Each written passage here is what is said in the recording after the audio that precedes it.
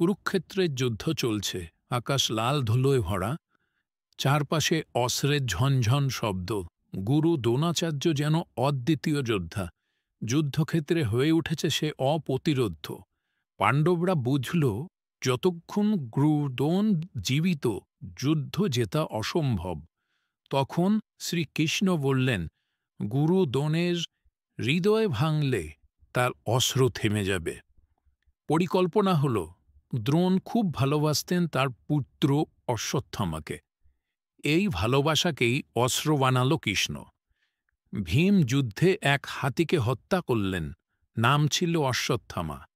ভীম চিৎকার করে বললেন, অশ্বত্থামা নিহত। দ্রোণ কেঁপে উঠলেন, কিন্তু সন্দেহ রইল, সত্যি তার ছেলে মারা গেছে? তিনি যুধিষ্ঠিরকে ডাকলেন। যুধিষ্ঠির সত্যবাদী, কখনো মিথ্যে বলেন না।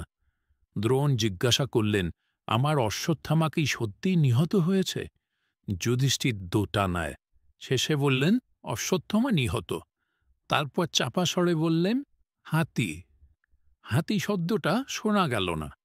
দ্রোণ ভেঙে পড়লেন, অশ্রু ফেলে চুপচাপ বসে পড়লেন যুদ্ধক্ষেত্রে।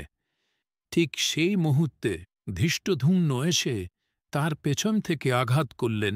মহান গুরু, অসীম যোদ্ধা আজ হারলেন হৃদয়ের যুদ্ধে। দ্রোণ চোখ বন্ধ করে অশ্বত্থামাকে মনে করলেন, বললেন, যোদ্ধারা শরীর দিয়ে নয়, মনে পরাজিত হয়। বাতাস থেমে গেল, যুদ্ধক্ষেত্রে নেমে এলো নীরবতা। এক অধ্যায় সমাপ্তি হল, আর এক অধ্যায় শুরু হলো।